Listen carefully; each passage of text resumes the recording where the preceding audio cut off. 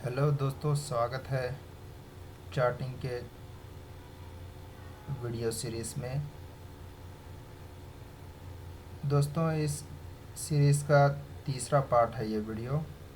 हम लोग यहाँ पे 52 वीक हाई के स्टॉक्स को हम लोग कैसे स्कैन कर सकते हैं और इसको कैसे ट्रेड कर सकते हैं, ये यहाँ पे हम जानेंगे। पर्पस क्या है? ऐसे स्टॉक्स को ढूंढना जो प्रीवियस रेजिस्टेंस को तोड़कर ऊपर जा रहे हैं या सपोर्ट तोड़कर नीचे गिर रहे हैं।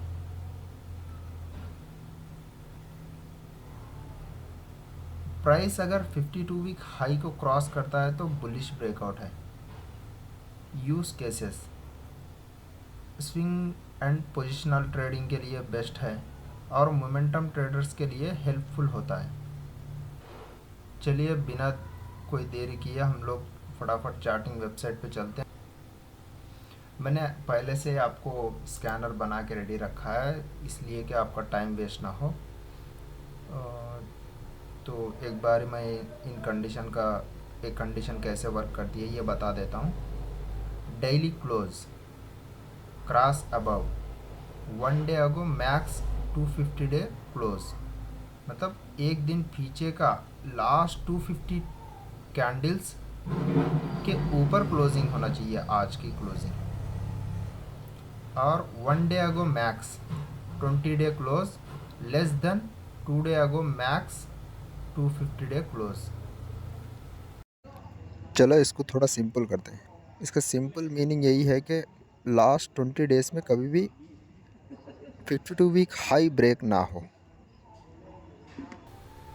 तो मार्केट कैप ग्रेटर देन 500 रखा है।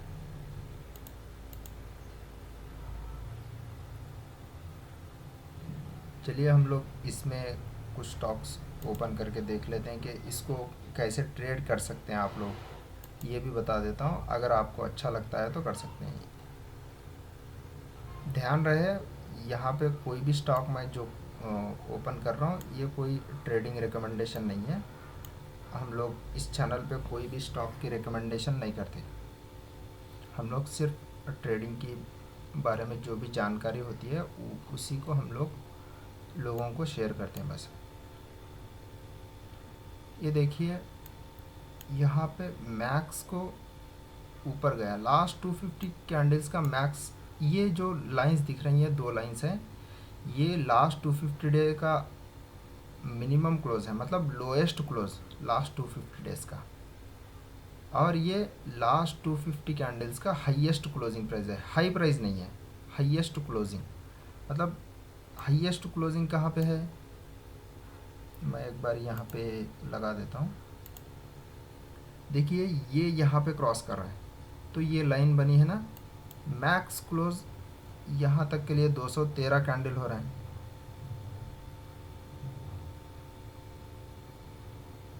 ये 240 नहीं, 250 कैंडल्स। तो मैक्स क्लोजिंग कहाँ पे है इसके बीच में? तो ये जो ग्रीन कैंडल है ये मैक्स क्लोजिंग हो गई, हाईएस्ट क्लोजिंग प्राइस यही हो गया। तो जैसे ही उसको क्रॉस करेगा, आपको हम लोग हाई को ट्रैक नहीं कर रहे हैं, क्लोजिंग को ट्रैक कर रहे हैं। ठीक है, अभी देखिए जैसे यहाँ पे क्रॉस ओवर हुआ, आप लोग यहाँ पे फीचर में हम लोग एक बार इसमें देख लेते हैं कि कैसे वर्क करता है। हाईएस्ट क्लोजिंग पे यहाँ पे गया, यहाँ पे एक बार ही गया,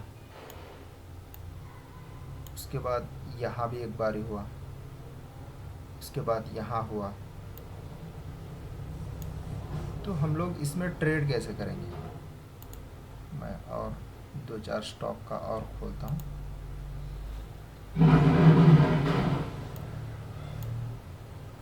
ये जब लोएस्ट प्राइस को टच करके जब भी आता है प्राइस, पहले बारी जब यहाँ लोएस्ट प्राइस पे गया प्राइस, और उसके बाद ये ऊपर के डायरेक्शन में ऊपर के तरफ आने लगा, जैसे ही यहाँ पे टच करता है पहले बारी जब, मतलब 250 डेज़ के लो पॉइंट पे जाके पहले बारी जब स्टॉक अपर साइड आएगा तो वहाँ पे एंट्री होती है। मतलब एंट्री करने को नहीं बोल रहा हूँ, फिर ये रेगुलेशंस हैं कि हम किसी को स्टॉक रिकमेंडेशन नहीं दे सकते। यहाँ पे आया तो उसके बाद से जब तक ये लो प्राइस को टच नहीं करता हम लोग ट्रैक करेंगे इसको। तो लो प्राइस के नीचे कहीं पे क्लोजिंग हुआ, यहाँ पे भी शायद से नहीं हुआ है, यहाँ पे भी ऊपर ही क्लोजिंग देके थोड़े दिन साइडवेज हो सकता है। इसीलिए हम लोएस्ट प्राइस को ले रहे हैं कि लोएस्ट प्राइस को जब भी लोएस्ट प्राइस के नीचे क्लोजिंग होगा तो हम लोग इसमें से एग्ज़िट कर सकते हैं, क्योंकि एग्ज़िट का पहले से हमारे को डिफ़ाइन करके रखना चाहिए।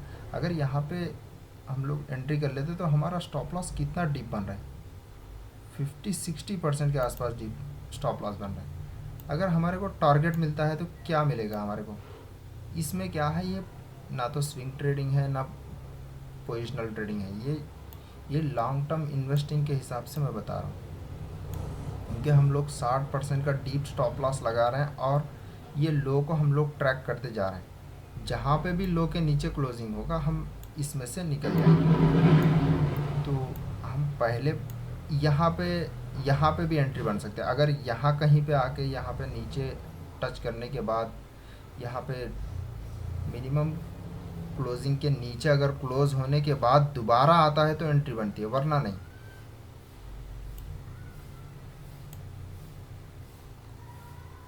के आसपास होता है।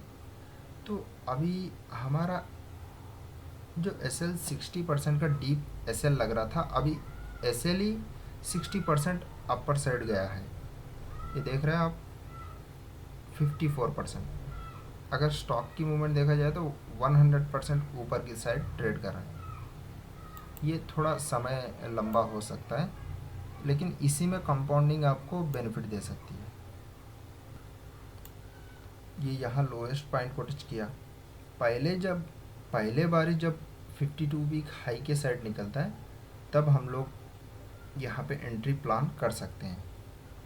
जैसे यहाँ पे 628 पे एंट्री हुई तो इसके बाद ये लाइन जो है ना, कभी कभी क्या होती है कि कुछ दिन बाद मूव करने लग जाती कि ऐसा ट्रायल होते हुए ऊपर चला जाएगा। कुछ जगह पे ऐसा होता है कि ये मूव नहीं करेगा, जैसे पिछले में कहीं देखता हूँ।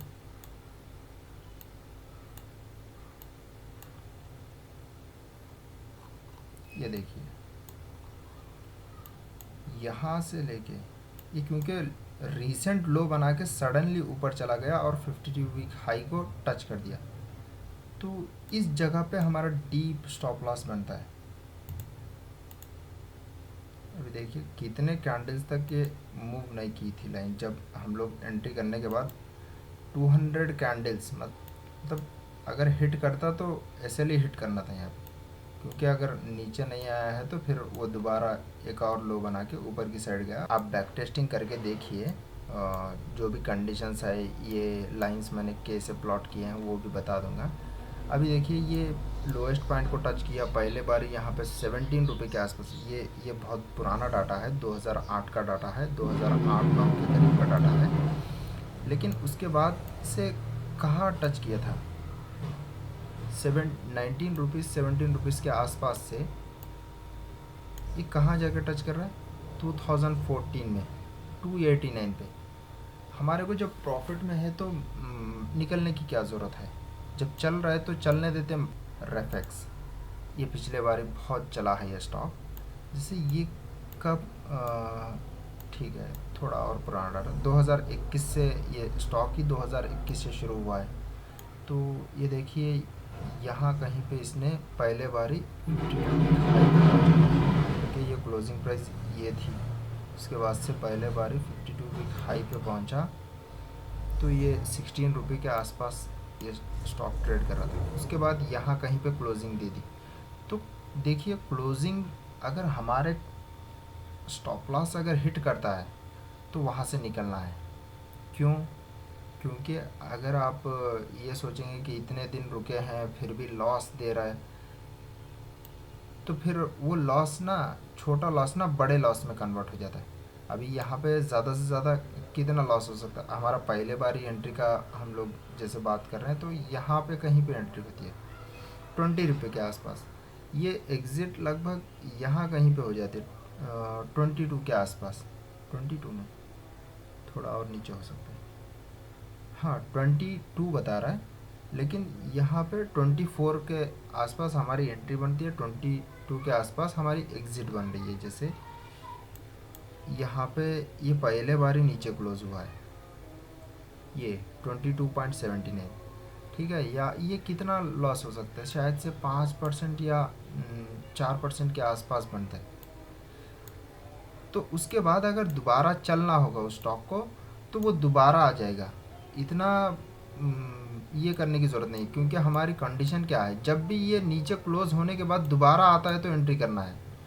तो आपको 35 के आसपास आराम से मिल गया ये।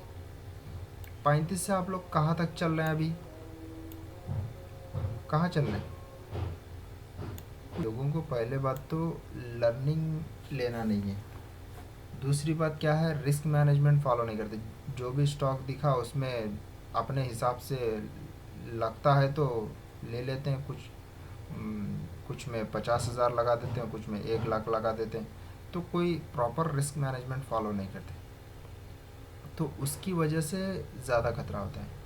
ये मैंने पिछले वीडियो में भी बात किया था, बिना ड्राइविंग सीखे अगर रोड पे निकलोगे गाड़ी लेके तो एक्सीडेंट ही होना है।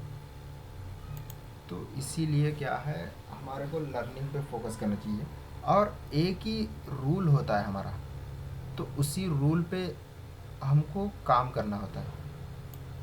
बहुत ज़्यादा टेक्निकल चीज़ें मैं कुछ ज़्यादा बता नहीं रहा आपको। ठीक है, अगर हम मान लेते यहाँ कहीं पे हम लोग, जैसे यहाँ पे 38 के आसपास पहले बारी शायद से यहाँ पे ये 35 या 38 के आसपास इसने ट्रेड दिया, तो अगर यहाँ पे कहीं पे टच कर देता है तो हमारी नेक्स्ट कंडीशन क्या है, टच किया तो एग्ज़िट हो जाएगा। फिर दोबारा एंट्री कहाँ बनती है, यहीं पे बन जाती है। इतना ज़्यादा घबराने की ज़रूरत नहीं है कि यहाँ से अगर चल गया तो मेरे बेचते ही ऊपर जाता है और मेरे बेचते ही नीचे, मेरे ख़रीदते ही नीचे आ जाता है। ये वाला सिस्टम नहीं है यहाँ पे। हमारे लिए थोड़ी ना आएगा, हमारे 10-20 हज़ार 30,000 50,000 1 लाख के लिए थोड़ी ना नीचे आ जाएगा। उसका जो स्टॉक का डायरेक्शन होता है ना, वो अपनी जर्नी कंप्लीट करके रहता है। हमारे को हमारे स्ट्रैटेजी के अकॉर्डिंग हमको प्लान करना चाहिए कि हमको कितनी देर रुकना है। अभी मार्केट को देख के चलोगे कि मार्केट ऊपर जा रहा है नीचे जा रहा है, मार्केट कहीं भी जा सकता है। तुम्हारे पास कौन सी स्ट्रैटेजीज हैं, तुम किस बेस पे काम कर रहे हो, ये ज़्यादा मैटर करता है। ठीक है, एक और देख, कोई रैंडम स्टॉक उठाते हैं। जैसे कोई भी एक जैसे यहाँ पे क्लिक करता हूँ, जो पहला स्टॉक जो भी लिस्ट में नंबर 1 पे आएगा उसको उठाते हैं। लॉरस लैब्स, अभी ये देखिए यहाँ लो बना के आ रहा है, उसके बाद पहले बारी ये 415 रुपीज़ के आसपास ये पहले बारी हमारे एंट्री में टिगर होगा। तो लगभग अभी एसएल ही उसके आसपास चला गया, ठीक है।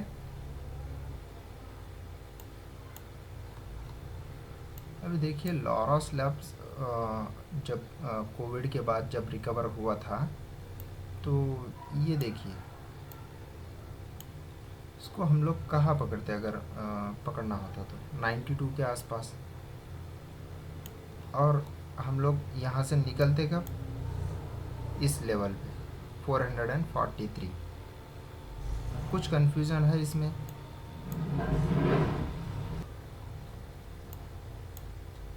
ये यहाँ पे हुआ तो उसी के बाद ज़्यादा डिस्टेंस नहीं है। तो यहाँ ऐसे जगह पे अगर एंट्री कर रहे हैं तो ठीक है। अभी कुछ जगह पे क्या होता है, एक बार एंट्री में आ गया, उसके बाद इतनी दूर जाने के बाद अगर फिर दोबारा एंट्री में आ रहा है तो फिर ये रिस्की हो सकता है, क्योंकि इसका डिस्टेंस जो है ना, ये बहुत ज़्यादा गैप हो जाती है। जैसे यहाँ पे देखा जाए 52 वीक हाई लो के बीच में क्या डिफरेंस है, ये कितना है, 33% है। यहाँ पे भी लगा लिए तो 34 हो सकता है। तो हम लोग ठीक है 40% यहाँ पे बन रहे।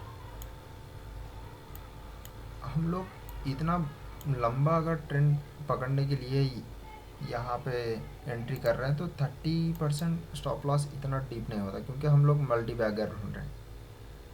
अगर यहाँ पे देखा जाए तो ये क्या है, 80% के आसपास ये इसका एसएल बैठ रहा है, तो 80% कैपिटल तो वाइप आउट हो जाएगी। 30% वाइप आउट होने में तुम्हारे को 3000 का हम लोग रिस्क ले रहे हैं। ऊपर की साइड हम लोग शायद से 20,000 के लिए देख रहे हैं, तो 20,000 के लिए 3000 रिस्क टू रिवार्ड रेशो कितना बैठता है, 6 6.5 के आसपास बैठता है। हम लोग यहाँ पे 8,000 का रिस्क ले रहे हैं, तो हमारे को risk to reward ratio maintain करने के लिए 5 to 6 या 4 भी मेंटेन करने के लिए, 3 भी अगर मेंटेन करना है तो 24,000 कमाना पड़ेगा। तो ये थोड़ा हमारा risk to reward ratio favour में नहीं रहता है। इस तरीके के अगर एंट्रीज हम लोग करते हैं, ठीक है। तो ये रहा दोस्तों आज 52 वीक हाई स्टॉक को जब पहले बारी जब आता है तो एंट्री कैसे बना सकते हैं, और उसको किस बेस पे हम लोग एंट्री बना रहे हैं, और एग्ज़िट किस टाइम पे करना है। तो ये सारा चीज़ मैंने आपको बता दिया है।